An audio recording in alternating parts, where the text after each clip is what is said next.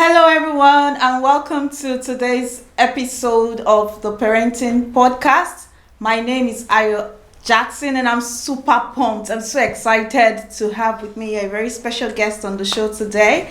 And I have been on placement at the Islamic Society of South Australia for 500 hours, and this has been my supervisor. So it's been a great learning opportunity at this place.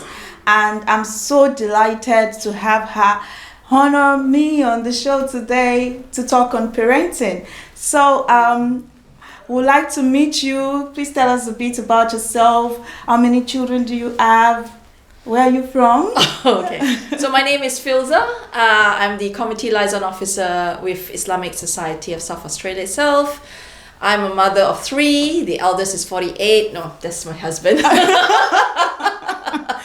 Actually, a mother of 2. The eldest is 21 and the second one is 17.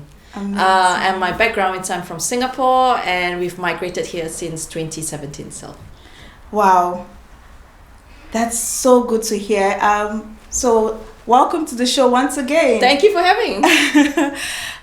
We'd just like to discuss on some key parenting topic around raising young adults. It's amazing to see you really look really young.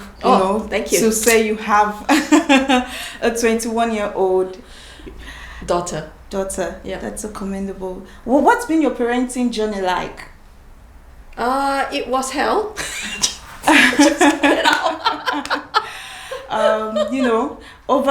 Over the course of 21 years. There's a lot of ups and downs. Yeah. When the kids were younger, there were a lot of challenges in terms of who's going to manage them when I'm at work and who's going to pick them up. And then when they were in their formative primary school and high school, who's going to coach them at home, and how am I going to juggle between work and also am I able to teach them the right etiquettes, mannerism in that aspects. But now they are adults. There's a different level of challenges. Yes. Are they going to be home safe? Are they going to? Who are they hanging out with? So, from cradle to where they are right now, there are different challenges and phases that we as parents faced. I totally agree with you. Parenting can be tough. Let's be honest. Yeah. It can be really challenging. Unlike other jobs where you get trained before you become a doctor, before you become a social worker, before you become a lawyer, you go for training. But sometimes you just bump into parenting, you get married, and before you know it, see 9 months later, you're a mom. Yeah, exactly. Yeah, so it can really be tough. So you mentioned that you do have challenges with your children. What would you consider to have been the biggest challenge for raising, now that they are young adults? What's the biggest challenge in raising a young adult? They have their own mind. That's the challenge because they want to. They felt that they had experienced life. They knew that they thought that they knew what they can do and what they would do, but without realizing that me as a parent, we had gone through all those things that they thought it's okay for them. Yeah. I give you an example. Like my son, he just started driving, and he thought that he knew the roads well, and he knew that if he do this, it might not cause incident or accident in the aspect. But he did not. He forgot that anticipation itself is it's built through experience in driving. So Wow. that's the thing, because it's hard for them to listen to us because they felt that they knew the world. Yeah, that's the thing. I completely agree.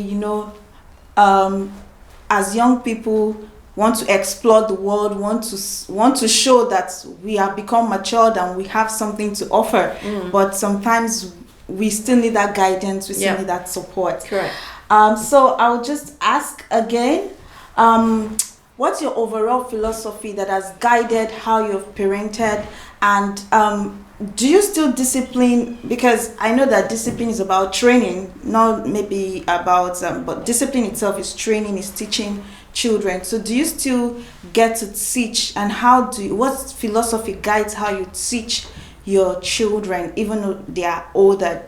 Or I know you correct.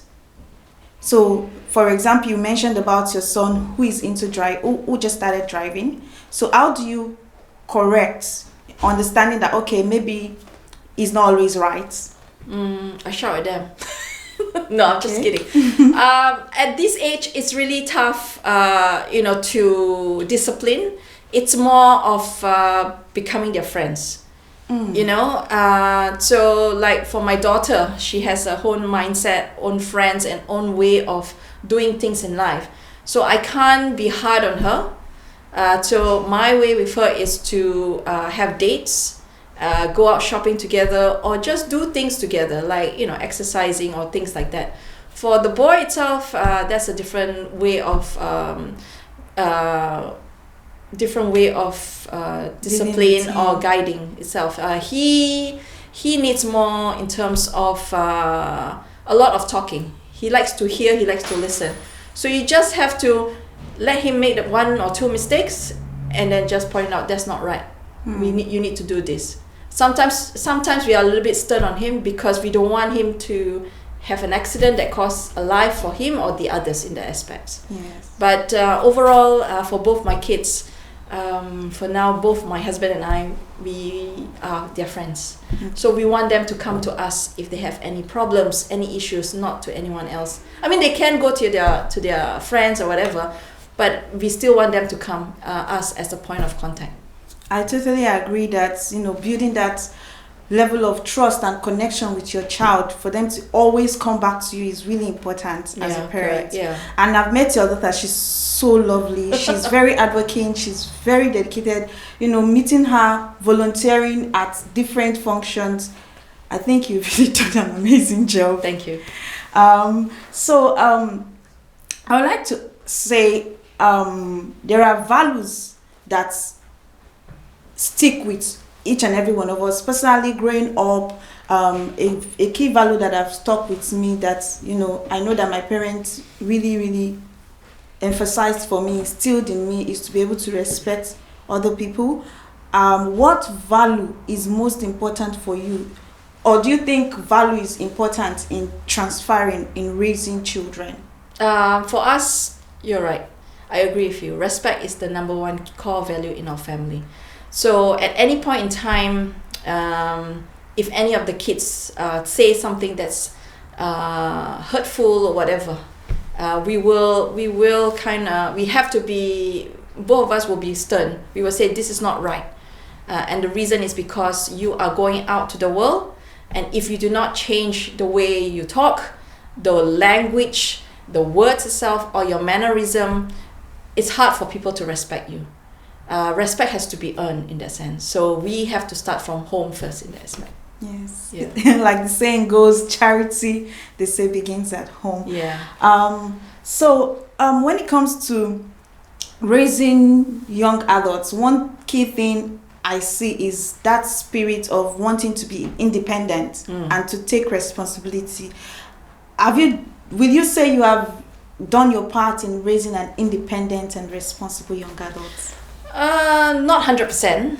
They are independent enough to, put on their clothes and wear their shoes. But there are still some things that it's, although I try to push them out into the world, there are certain things that I believe they are still lacking, like in terms of the aspects or the perspective of how people perceive them, or perspective in terms of, when you go out to work.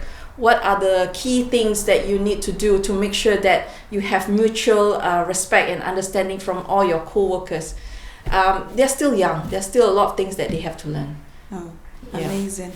But it's good to hear that you have instilled in them the spirit to, be independent by themselves, and they are taking on responsibility, going to work. Because in today's generation, a lot of young people struggle with going to work, finishing school. So I think it's impressive to know that, that's going on.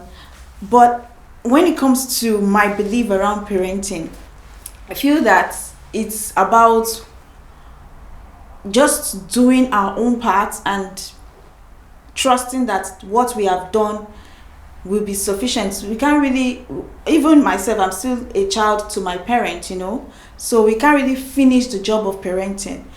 Do you really feel that we ever get prepared enough to be a parent? No, never. Yeah.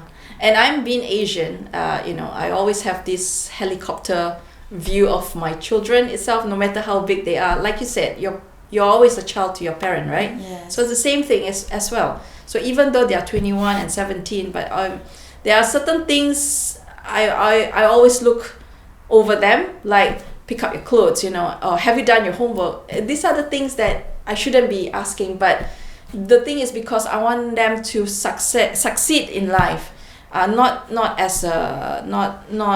just go through emotionally, but to make sure that when you do things like your assignments, you do it well.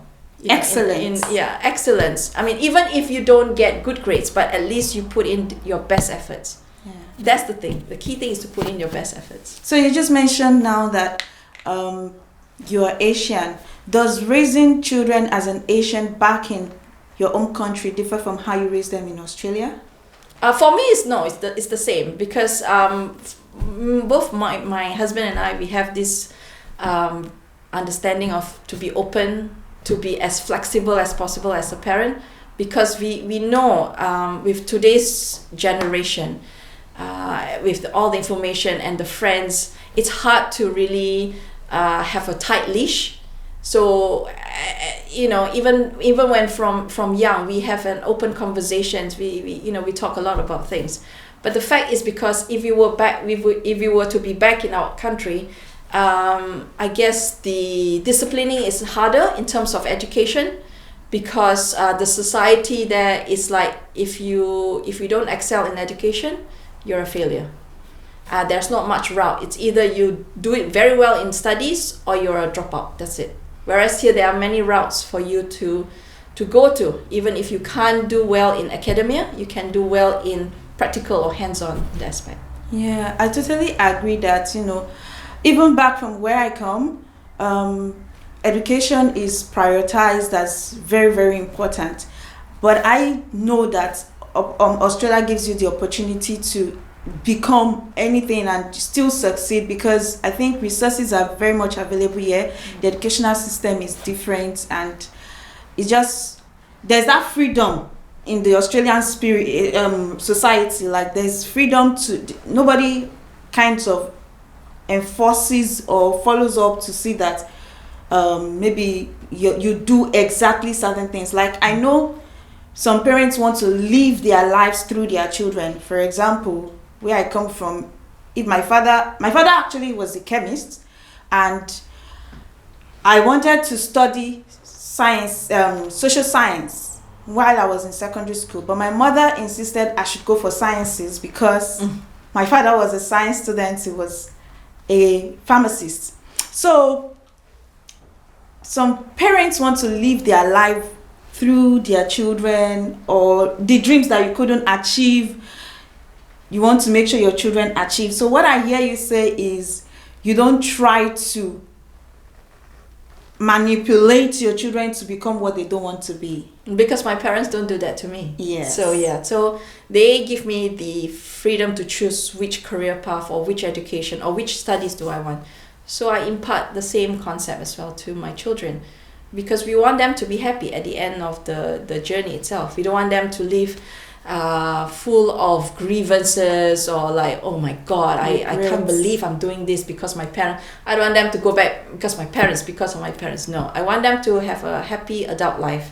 And then when you're happy, eventually it will impart a lot of sunshine in your next journey, in that sense. Amazing. So, knowing that you're a Muslim parent in the Australian society, does that in any way impact how your children relate with other children? Do they have non-Muslim friends? Can you tell us about it? Yeah, they do. Yeah, because of their work. My daughter's working in McDonald's and my son is working in Coles itself. So they have a lot of interaction with non-Muslim friends. And some of these friends came over to our home. I mean, as much as possible, we want to see their friends. So that's why we told them, bring your friends over. Our home is open. anyone and everyone can come, because that's the way we know who they are mixing with. And if there's anything that we can guide them or anything through, it's like I said, it's easy for them to come to us. They can talk about their friends and this and that in the aspects. Wow. It's amazing to hear that it's easy for your children to. So how, I just want to know, how were you able to keep that openness and connection? You have mentioned that you are open, you are accommodating, but how? So that other parents can, for example, for myself, how can I imbibe an open atmosphere in my home so that my child can always come to me no matter what is happening in the outside world? It's actually start from the beginning. I mean, if you have that openness, flexibility between your husband and yourself, and then the kids themselves can see the vibes that my parents are very open, very flexible, the communication flows easily, and there is no restrictions in terms of topics. There in our house, there's no taboo topics. You can talk about sex, you can talk about drugs, you can, seriously, because we know these are temptations outside. So if by us keeping it or pushing it under the carpet, it makes them more intrigued to find out. But by us opening up, and then sometimes we watch movies together itself, and there are certain scenes that might not be consenting, but we use that as an education, why it's not good, or why you shouldn't be indulging in such things in that sense. Wow. So underlining that is the relationship between couples and the room you give within your home, to really be open. Correct. Yeah. I'm learning so much. It's not easy, but it always starts as a husband and wife first, to have that open communication. And even if you argue, it's okay to argue, because then you tell the kids that even between husband and wife we argue because there's a lot of things that we want to make sure we do things right. It's not we want to agree to disagree or disagree to agree in that aspect. Yeah. Wow. I think it has been a really, really eye-opening moment. I'll just ask you one more thing before I let you go today.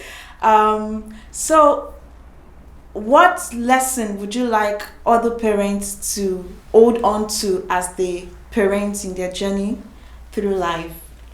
If there's one thing you want to tell parents, what would that be? Respect, that's it. The key values is respect. If you respect each other, you respect your husband, vice versa, and also you respect the values, the opinions, and the views of the children, then the relationship will be as open as possible. Wow, respect.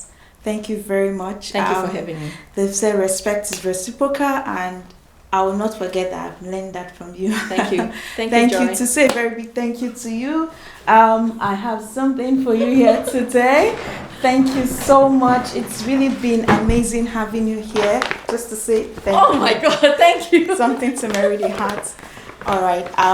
Once again, I will see you on the next episode. Bye for now. Bye.